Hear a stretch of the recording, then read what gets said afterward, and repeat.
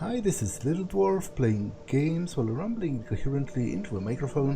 Why? Just because I can, and I continue with The Witcher 3 Blood and Wine. Now, I have proven my chivalric virtues, so let's talk to a hermit. Dowiodłeś się, że 5 cnót rycerskich nie jest ci obcych. To znaczy, że mogę podnieść miecz? To broń dla mistrzów.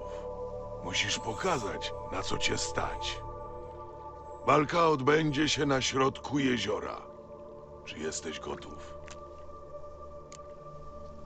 Mogę zaczynać w każdej chwili. A zatem dobądź miecza.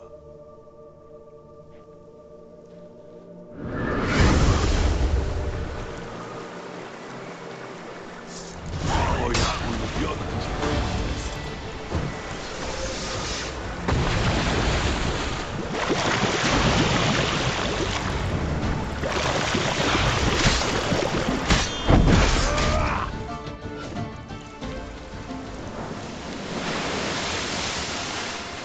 Dowiodłeś ponad wszelką wątpliwość, że jesteś godzien posiąść magiczny miecz.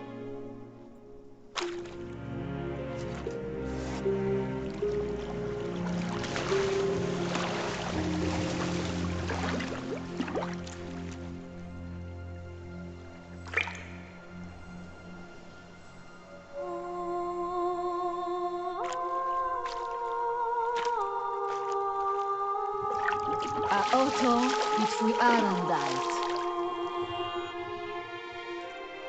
My się chyba znamy. Oczywiście, że się znamy. Pamiętasz? Pustelnik powiedział, że wie, kim jesteś. Pani Jeziora. Tak, to ja. Noś ten miecz i nigdy nie zapominaj, że zdobyłeś go udowadniając, iż jesteś prawym człowiekiem, któremu przyświeca dobro. Mam nadzieję, że tym razem go nie zgubisz.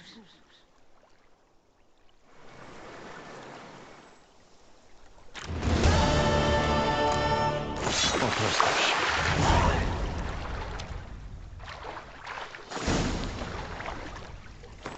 Yeah, so Arendite is pretty unique in this because it actually levels up with you. As you can see, it's already quite a lot better than what I'm currently using. But when killing a foe with a fully loaded sword, it permanently increases the weapon's damage.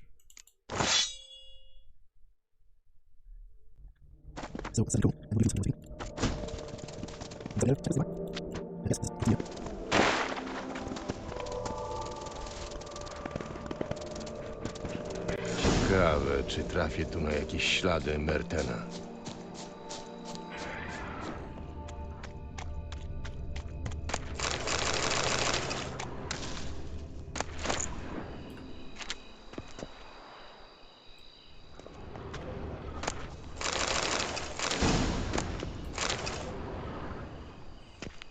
Librarian's Memoirs.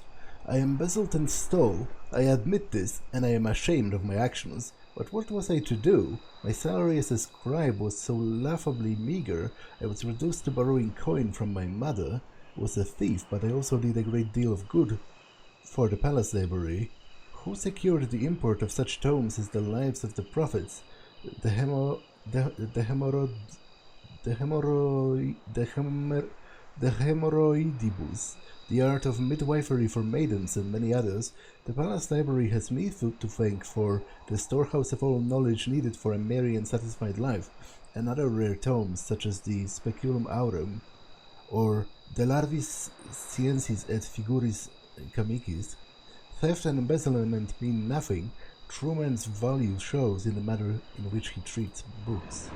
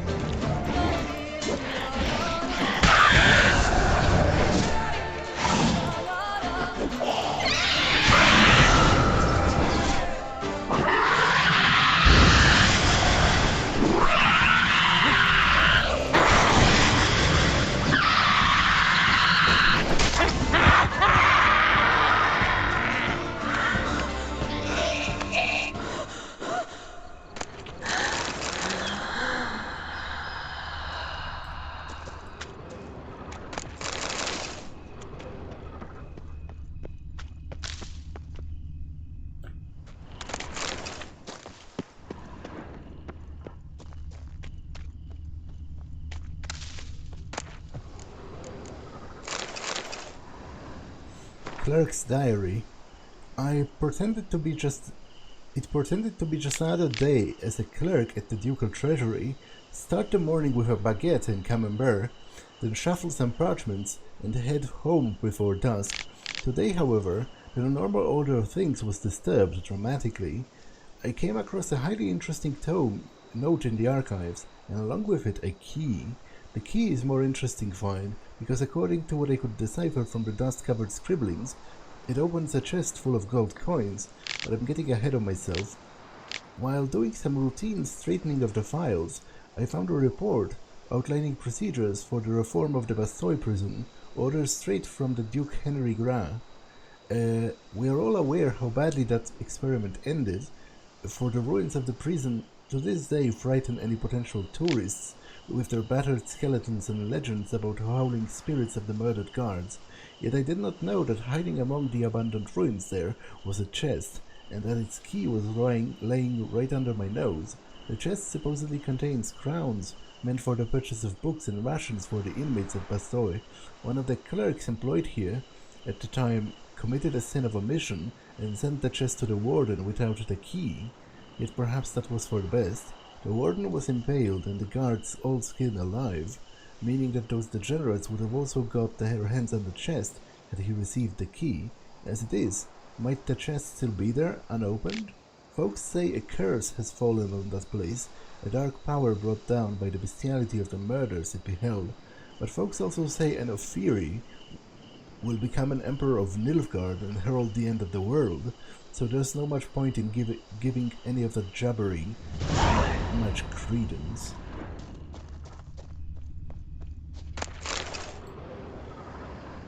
Note of a death row convict. The sun is now rising. I shall make use of its light to write this letter before they come to me to take me for the gallows.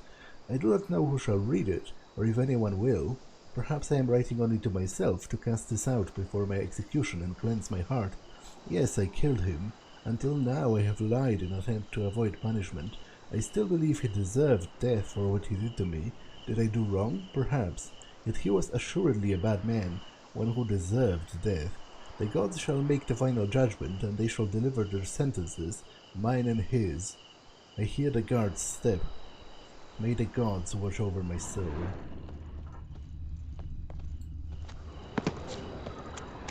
Now, I did already find that little chest somewhere in here.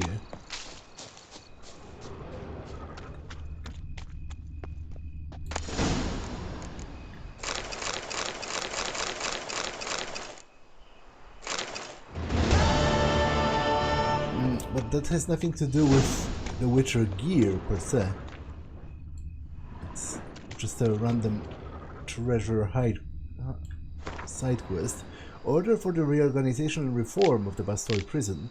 By the decree of His Illustrious Grace, Duke Henry III, Jacques Olay, a warden of the Bastille prison, is required to implement the following reforms: dismiss half of the prison guard's staff, forbid the use of corporal force against the inmates, discontinue the punishment by dark cells, limited rations and flogging, permit the prisoners to possess private property, allow prisoners to walk at will around the penitentiary grounds, purchase, using the included funds, victuals of the finest quality, and hire a teacher to instruct in reading and writing, and purchase any equipment necessary for said instruction. His Illustrious Grace Duke Henry III believes these changes, based on the models popular in the most civilized lands of the south, will result in a lowering rate of the crime in all of the duchy by showing young offenders a pathway to new life. Junior Clerk Philippe Jordi Simbardo. Now, this is a reference to a very well known prison experiment by a professor of psychology, Philippe Zimbardo. But despite it being very well known, it's also supposedly highly fraudulent. Like, it was set up to be a very sort of very flashy sort of pop culture kind of psychology, where you could write a lot of articles about that, and how what deep what deep revelations about human nature it reveals, supposedly. Because it was an experiment where people pretended to be guards and prisoners, and very often the guards ended up mistreating the prisoners, even if supposedly nothing about their character profile suggested that they were a kind of person that would do that. And the conclusions drawn from that prison experiment was that there's power is inherently corrupting if you have people on an unequal footing. The people who have more power will invariably abuse those who with less power. But as I said, there's a lot of controversy surrounding that experiment and the exact nature that it was set up, and including up to the point where it was fixed. I am going to link a couple of links in the description for added reading because it's quite interesting. But for now, I do still need to find the Witcher gear.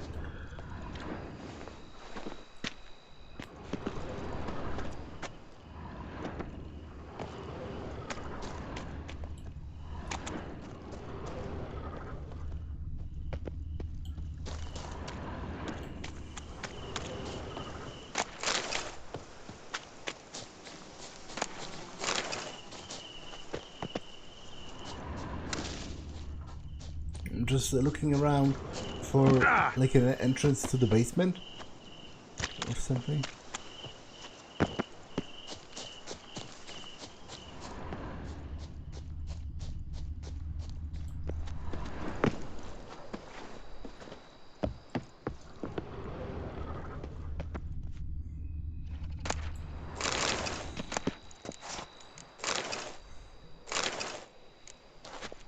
Prisoner's journal. My fellow captive Merton, who for so many months has kept his neck stiff, mocked my faith in Lebioda, and praised the joys of a riotous life, today has broke down completely. He admitted that he has wasted his God-given time on pleasures of the flesh, and all that he had to show for it were chains and indignities. I tried to lift his spirits, to tell him that there is another path, that he can cast off his past habits and devote his life to Lebioda and his teachings. For now, my counsels have fallen on deaf ears, but I believe he will one day convert and listen to the truth. I am shocking how pleasantly I now converse with Merton.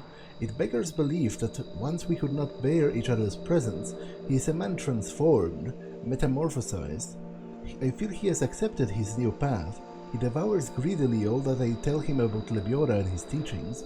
What rapture is that, in this dank and dark dungeon, the prophet sent me, a sinner, and gave my life meaning.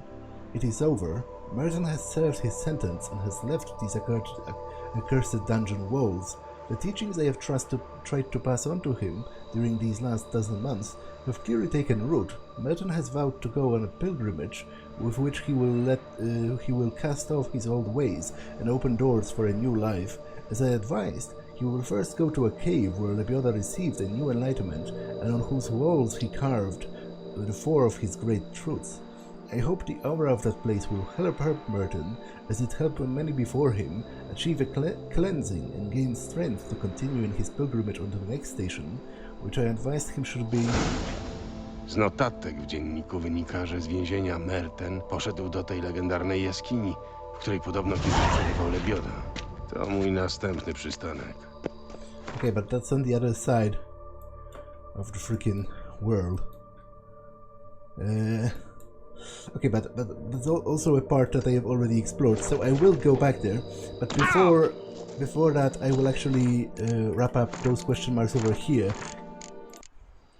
just to limit the backtracking.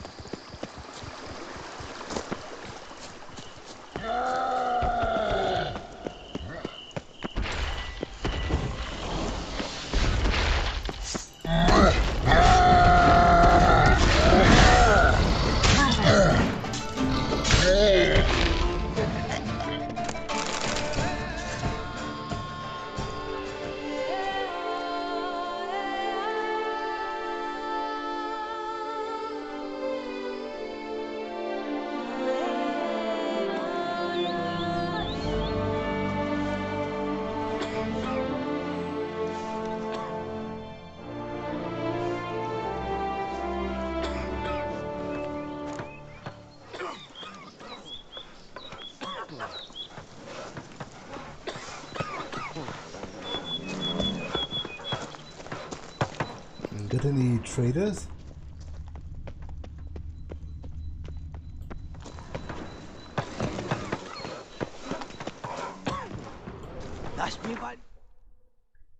Doesn't look like it.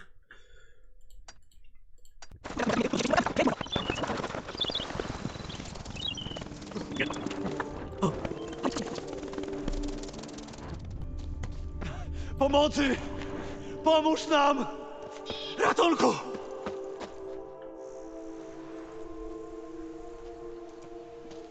Co się tu dzieje? Potwory! Potwory! Tam w jaskini! My uciekliśmy, ale Hugo tam został. Jaki Hugo? Nasz brat został tam w środku. Pomóż nam! Znajdź go! Wynagrodzimy ci to.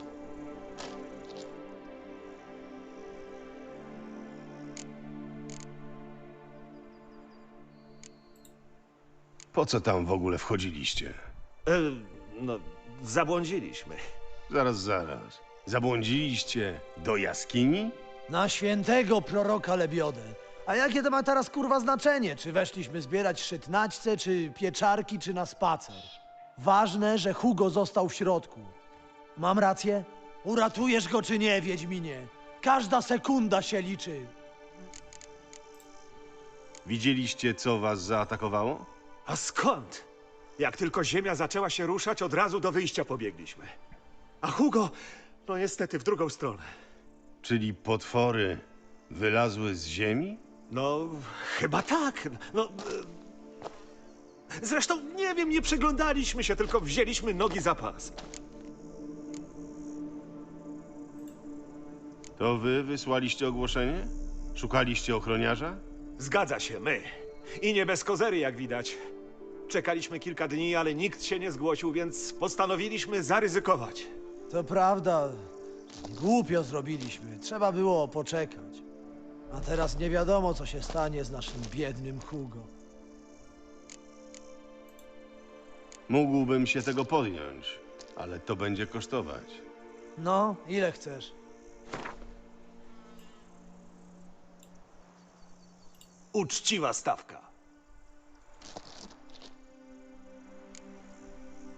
Dobra, poszukam go.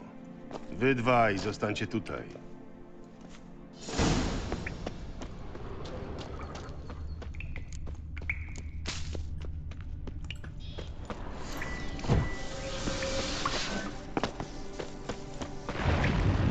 Mory. Zaraza.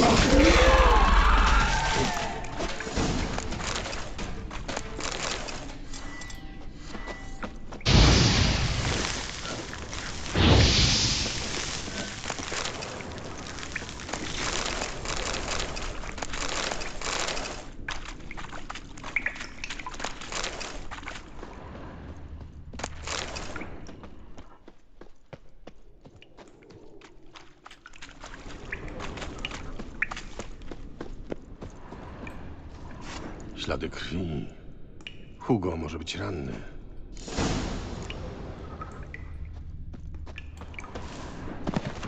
Ciepło i wilgotno. Kikimory wolą chłodniejsze warunki. Pewnie dlatego trzymają się z daleka. Gorąca ta woda poparza się. Przydałoby się coś do ochrony. Quen tu działa.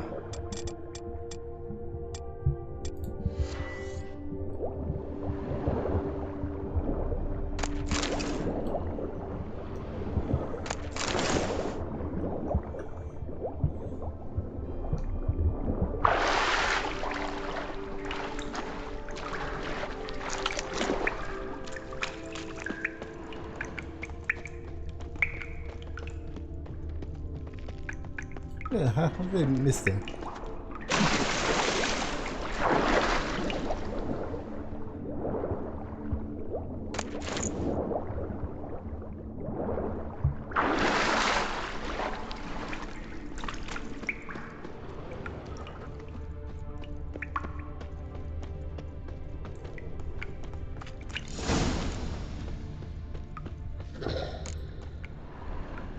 Ty jesteś Hugo?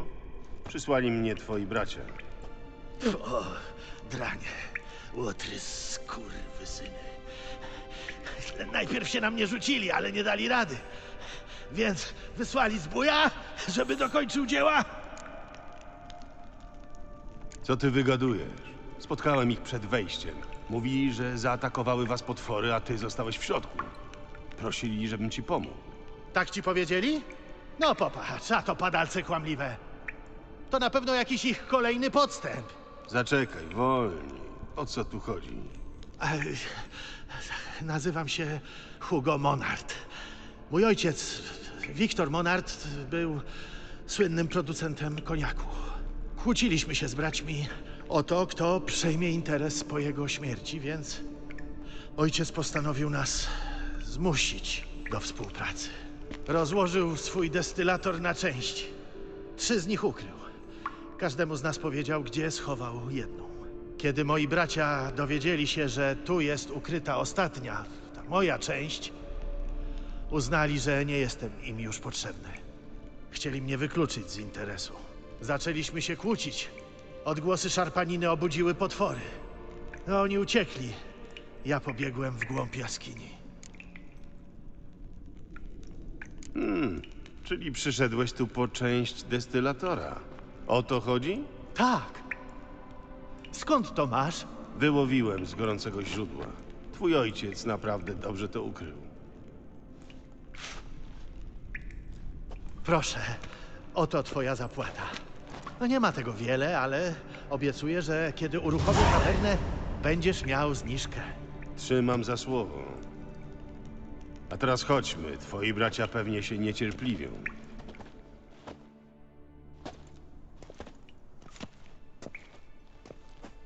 Czekaj, widzisz? To moi bracia. Zabrali ze sobą jakichś oprychów. Szykują się na mnie. Tego nie wiemy. A co? Chcesz mi może powiedzieć, że przypadkiem znaleźli się tu z obstawą? Chcą mnie zabić i zabrać mi ostatnią część destylatora. Ratuj mnie. Proszę. Zabij ich, zanim zrobią mi krzywdę. Chcesz, żebym zabił twoich braci? No, ich to może nie, ale tamtych zbirów na pewno. A braci to... No nie wiem, możesz po prostu unieszkodliwić. To jak będzie, co? Obronisz mnie? Let's just talk. I can always kill them later. Nie będę się na nikogo rzucał z mieczem z powodu kłótni rodzinnej i kawałka jakiegoś destylatora. Podejdziemy tam teraz i wyjaśnicie sobie całą sprawę. A co, jeśli się na mnie rzucą? Obronisz mnie? Obronię, ale tylko jeśli sami zaatakują. Idziemy.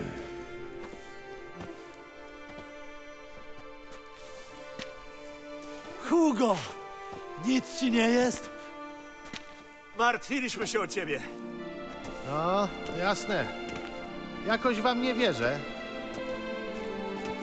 Posłuchaj, kiedy siedziałeś tam w środku, dotarło do nas, że te kłótnie nie mają najmniejszego sensu. Tak po prawdzie to mogła ci się stać krzywda, a tego to byśmy sobie już nie wybaczyli. Lucien ma rację. Powinniśmy zakopać topór wojenny i współpracować tak, jak chciał ojciec. Jeżeli macie dobre zamiary, to w takim razie kim są ci ludzie? To myśliwi. Mieli obozowisko nieopodal. Akurat przechodzili i zapytali, czy nie potrzebujemy jakiejś pomocy. Długo nie wracaliście, a skoro było nas więcej, tośmy sobie pomyśleli, że może przyjdziemy wam z odsieczy. Cieszę się, że się dogadaliście, ale chciałbym już wracać do swoich spraw. A oczywiście. Proszę, oto twoja zapłata. Dziękujemy za pomoc. Jakbyś był za jakiś czas w pobliżu Liska Chytruska, naszej tawerny, to zapraszamy na znakomity koniak. Nie omieszkam zajrzeć. Bywajcie.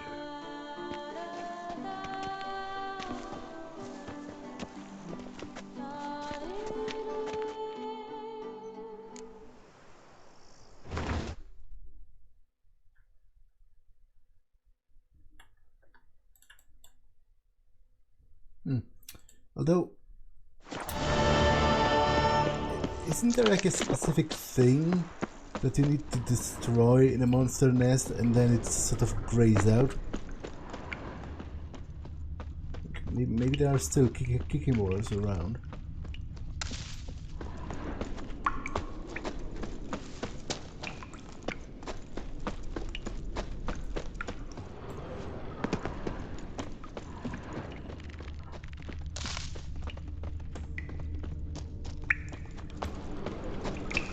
There are, actually.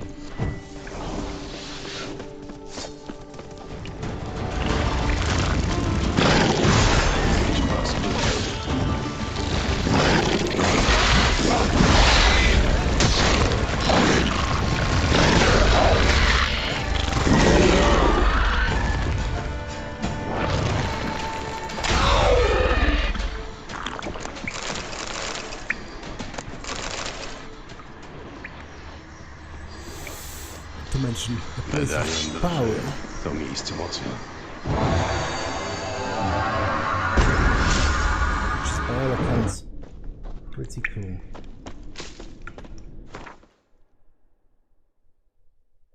Although this is still not grayed out, so maybe there are more of them.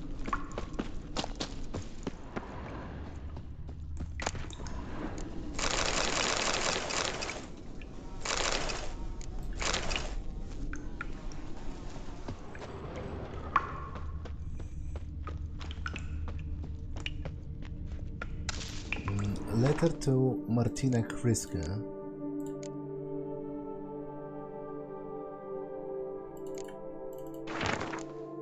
Dear Martina, congratulations on being promoted to the Imperial Academy at Castel Graupian.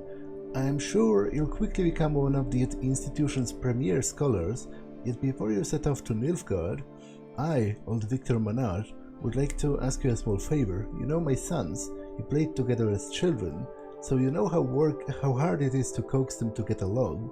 I feel in my bones it will soon come time for me to leave this vale of tears, yet I shall go with heavy heart, knowing Augusta, Hugo and Lucien will go at each other's throats as soon as I pass. Thus I have dismantled my famed still into 3 parts, and ask you, my dear Martina, to hide them from my sons. Perhaps searching together for the missing pieces of a machine, which will give them wealth, will bind them together and forever put an end to these foolish quarrels. In exchange for your travels, I have included a modest pouch of coin. I wish you good luck. Your devoted servant, Victor Monard. Okay, it is grey out now.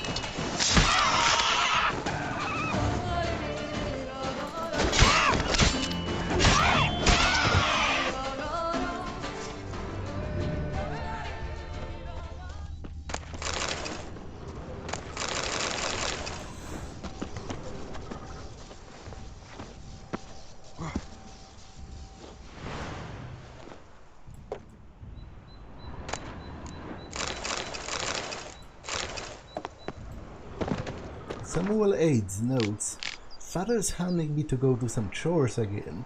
With all that nagging, I shall never finish my ingenious mechanism. At least Mumsy supports me and lends me her mirror, along with the 2 others I brought with my savings. I will be able to test the device I have invented, whether the device I have invented will indeed work. But first I shall sum up the beginning of my tale, for the benefit of any who will happen upon it at this moment. My dearest love, Ali, Ali Jalise, Elise, dwells with her family at the estate snuggled in a valley so deep that between September and March the sun is continually hidden behind the abutting slopes. All the residents of the settlement must live in constant twilight and darkness for these long months. Yet soon, this perennial torture will be but a dark memory. My invention is brilliant in its simplicity. Atop one of the nearby mountains, I shall install a system that mirrors to reflect the rays of the sun towards her manor. That's it. It was worth it, all those long nights spent at the Imperial Academy during my studies, perfecting my skills in arithmetic and alchemy. I would like to test my discovery today, but Father keeps shouting that my contraption will only attract a few feeble-minded magpies to doo-doo all over our abode, or even worse, bring in a flock of harpies. But he's always got a problem with everything. I'll wait until he leaves town and set up my mirrors in a flash. Well, apparently his father was actually right, and it did lure harpies.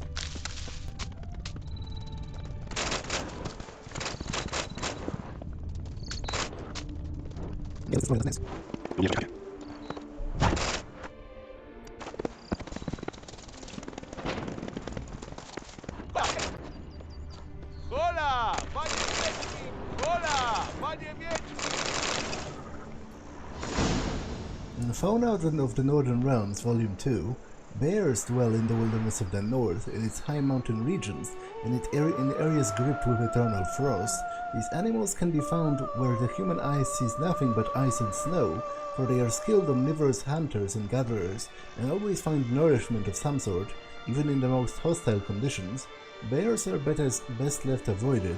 While they are not usually aggressive, it is always a good policy to stay out of the way of a massive and fast-moving animal, in particular ones equipped with sharp claws and teeth.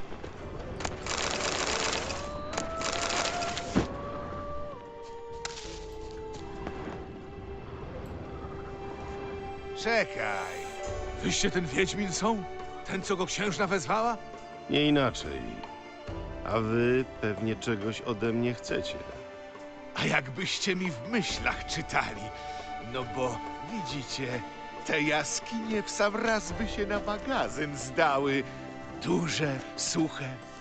Tylko że jakiś potwór mieszka w środku. No, jasnowic, jak bogów kocham! To jak, pomożecie?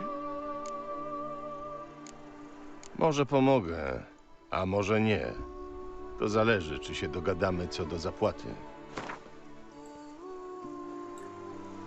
Dobra, niech tak będzie. Zajmę się tym, bo przewiduję też jakąś nagrodę.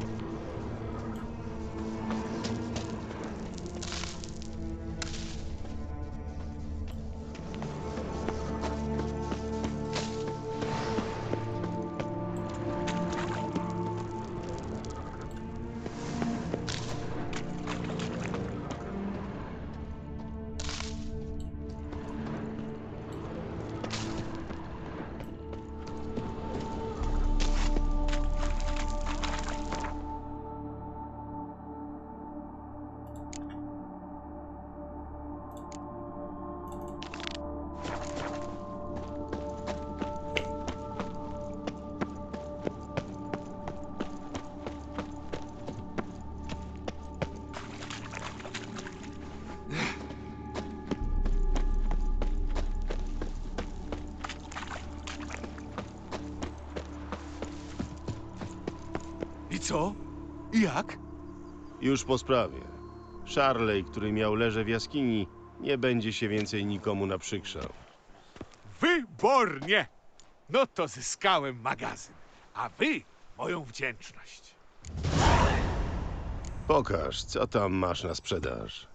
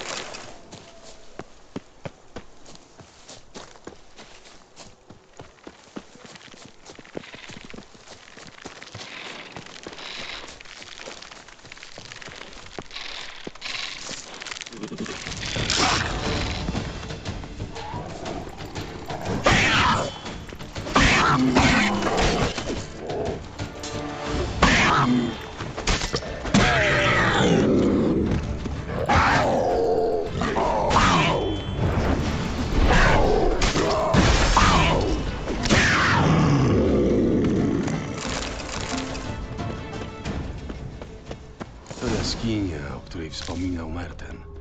Trzeba się tu rozejrzeć.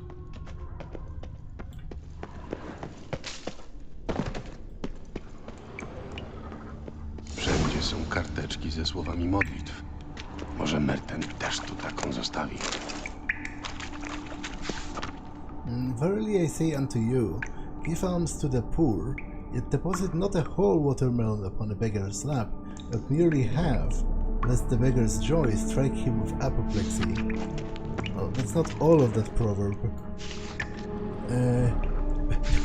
Because later Prophet Lebioda says that it's better to convince someone else to give the beggar a watermelon.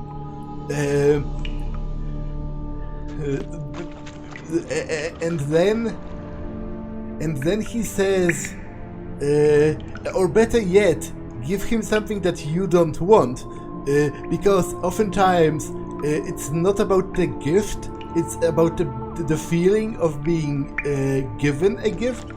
So, you know, Prophet Lebioda was quite an entrepreneurship kind of guy. Remember to seek moderation in all things, in drinks and victuals and pleasures of the flesh, for whoever shall abuse those pleasures shall awake the next morning in great pain, with a pounding head and a wilted member. Once again, that's pretty worldly advice right there, Mr. Prophet Lebioda. Thou shalt always speak the truth, unless the truth is not well served by being spoken, in which case thou shalt lie.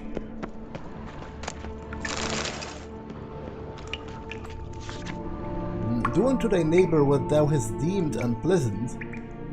Do not do unto thy neighbor what thou hast deemed unpleasant, unless thy neighbor hath done thy sorely wrong, and rife with vileness of his deeds. So basically, you can do whatever. in the end. Okay, read that. And may Jean-Luc be struck down and his bowels devoured by cholera, for he is a lecher and a harlot's blood, like a few others. Lebioda, blessed be thy name. Please let my son Julian reach Kovir safely. Let him find a little lady at last, one well born and with ample tracts of land. Pascal.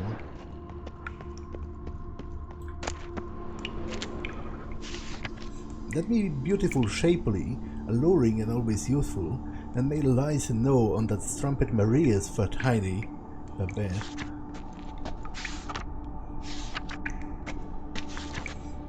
Already asked Melitele, I have been to the druids and nothing, so maybe you, great Lebioda, will hear my prayer. I want to be old, ugly and fat, for I am sick and tired of staring at all those fair folk. They are dull as ditch water. I at least aspire to be interesting.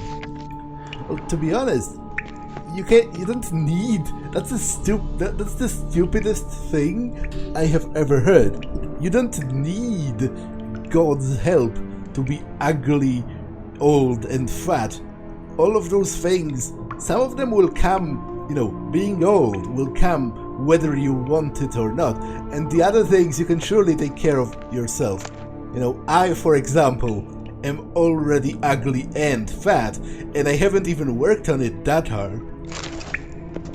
Merton's prayer, bless me with strength that I may never falter, bless me with grace that I might never doubt, bless me with fortitude of spirit that I might never leave behind that I may leave behind the old, and embrace the new with courage. I, Merton, a member of the Guild of the Witchers, named after the Manticore, begin this day on my pilgrimage, here in this very cave, for 23 days and 20 nights. Lebioda fasted and meditated.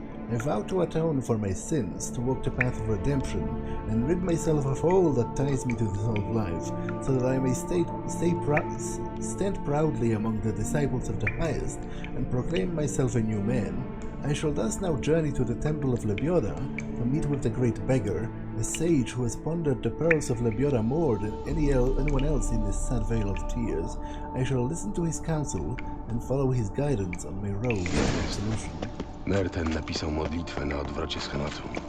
Wygląda na to, że przyszedł tu z więzienia. Udał się do świątyni.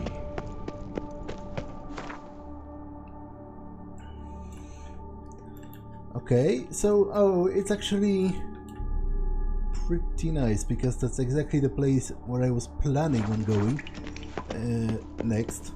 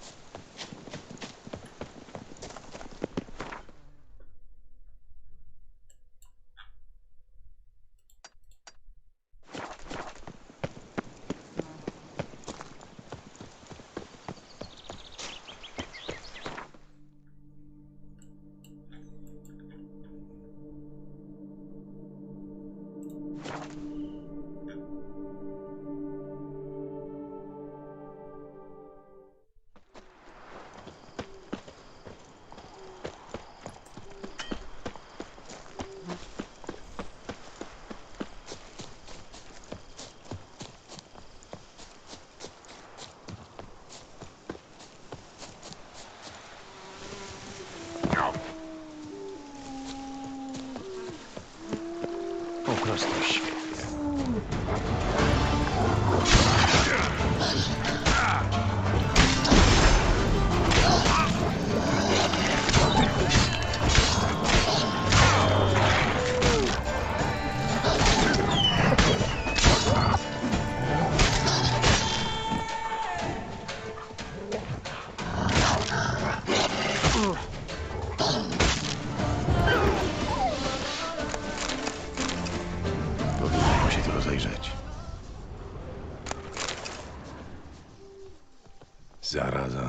rozszarpany na strzępy. Połamane kości, zaraza, silny był.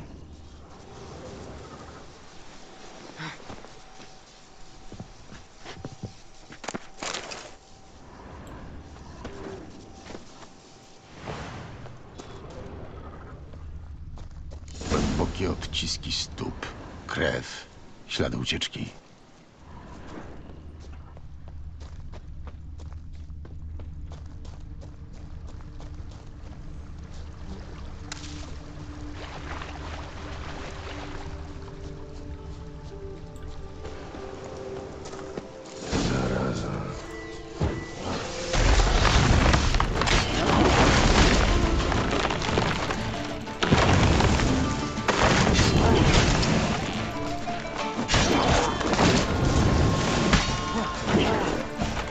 Pokaż, co umiesz.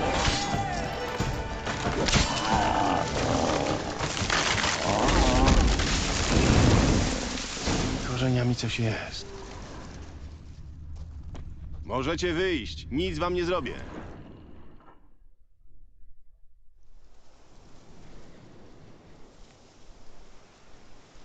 Dziękujemy, panie Wiedźminie! Niech lebioda ma was w opiece!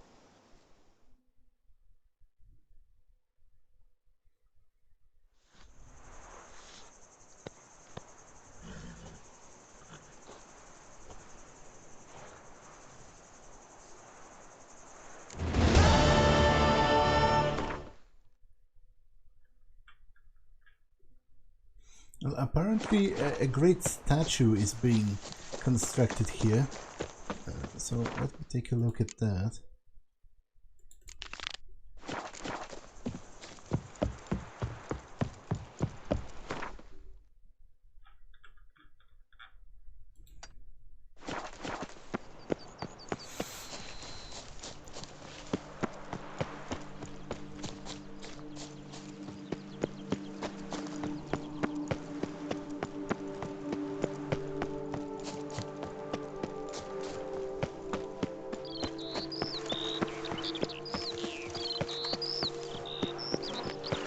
Podobno dzieci przynosi bocian.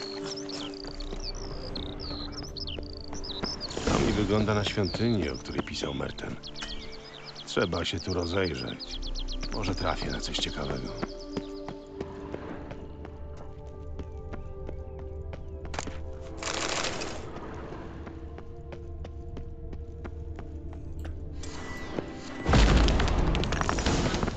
Upiór w takim miejscu za ścianą. Ktoś musiał tu zamurować jakiegoś nieszczęśnika. I jego dusza nie mogła zaznać spokoju. Apparently the Great Beggar's Goat. So he didn't do all of the fasting by his own accord.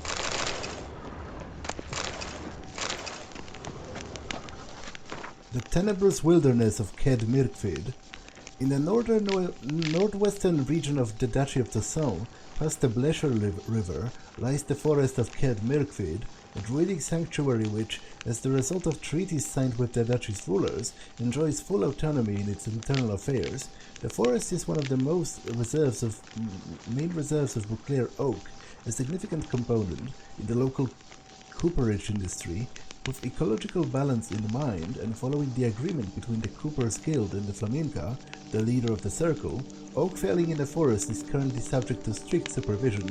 In 1267, when the Flamenca granted asylum to the druids from Kendu in Angren, fighting broke within the sanctuary. The bandits who tried to escape justice in the forest were burned alive in wicker hags to set an example. Since then, the borders of Ced Mirkfid have been protected by strong magical barriers, and to be honest, I would not recommend visiting this region without an invitation from the Flamenca, from Peter Falsand's Guide to Toussaint. Dopóki nie pochowam szczątków tego człowieka, jego dusza nie zazna spokoju. W pierwszej komnacie były jakieś sarkofagi. Może któryś się nada.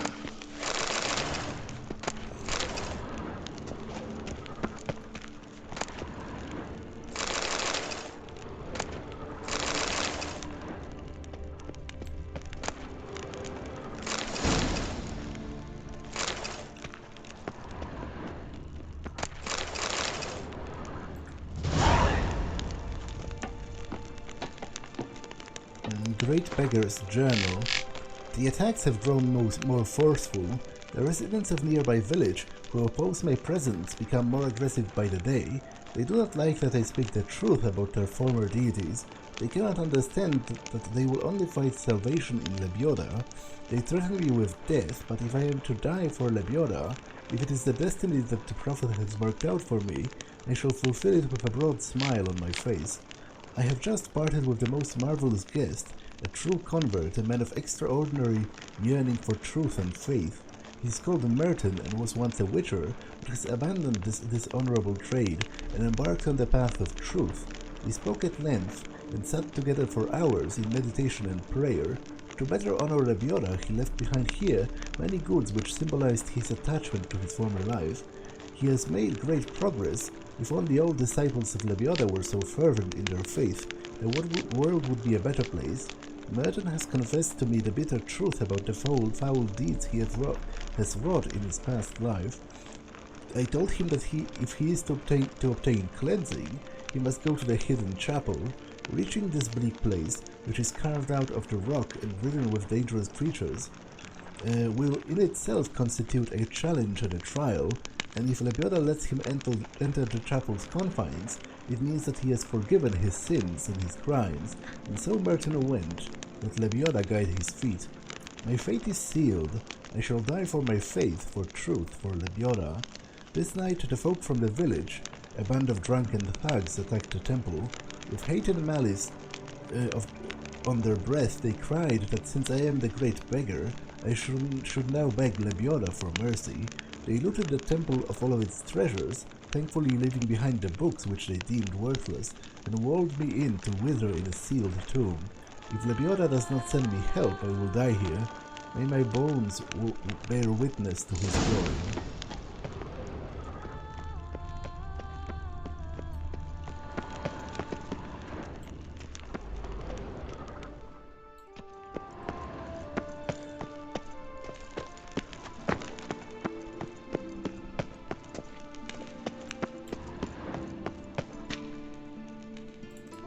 Gotowy. Teraz jego dusza powinna zaznać spokoju.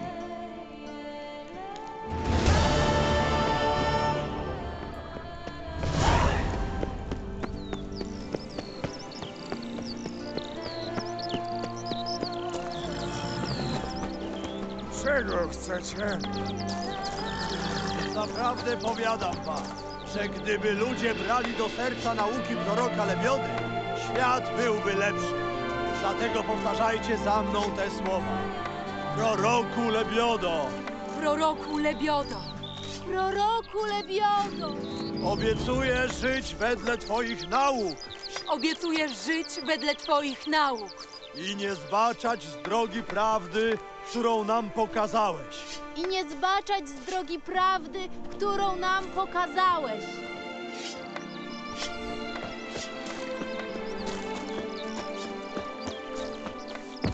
Nie boli, nie?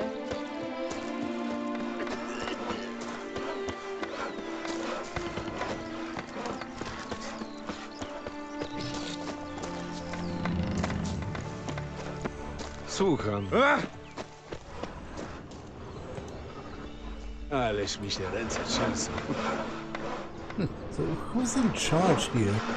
I thought there would be a particular person that would like tell me about this endeavor. Because I rescued some people who were working on this statue, and thus they have made a little bit of progress. But I thought that's an actual quest, which it apparently isn't. At least not so far as I can tell.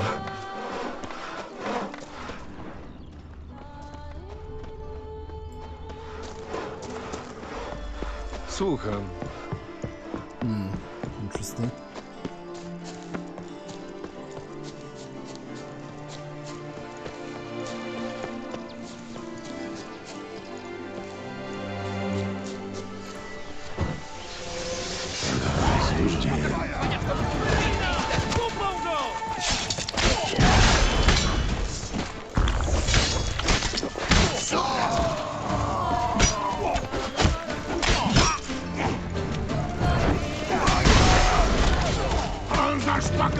Cholera, to my, kurwa!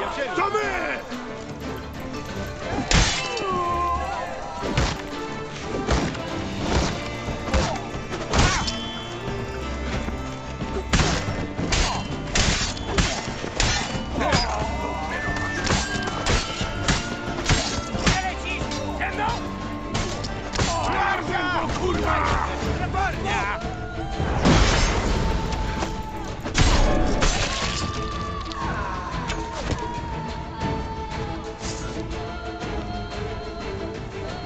Buzi, buzi, dupci, dupci, kurwa!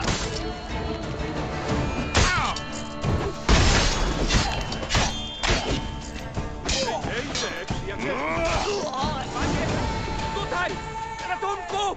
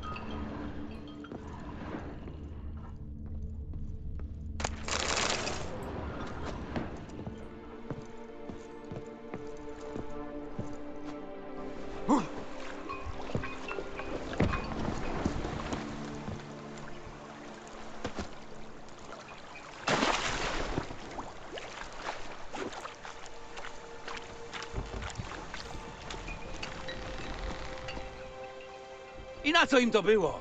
I tak by nie mieli co ukraść. Młotki? Kawał kamienia? Rozumiem. Pora na mnie. Czas ruszać w drogę.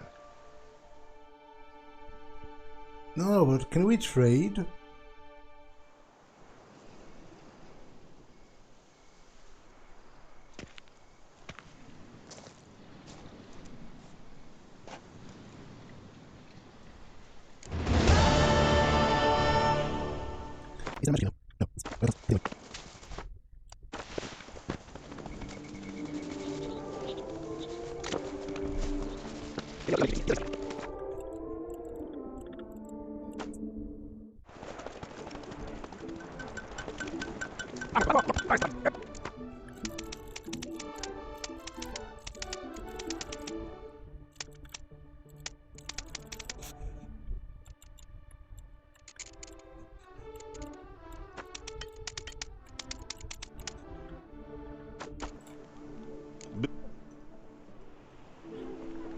A młot w kowadło! To jest kowali muzyka.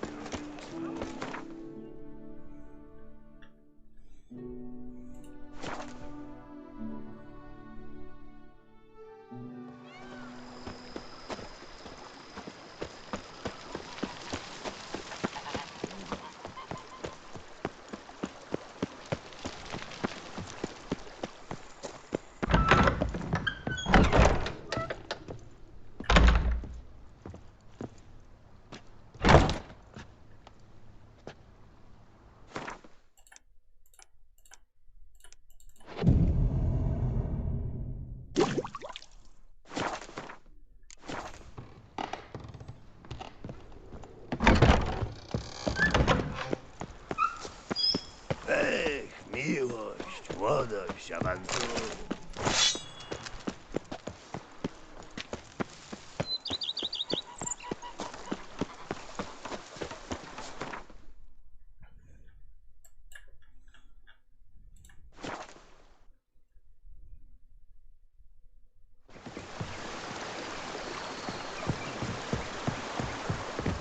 Okay, this episode has been long enough, so I'm going to pause here. That's all for this one, and I will see you in the next one. Bye!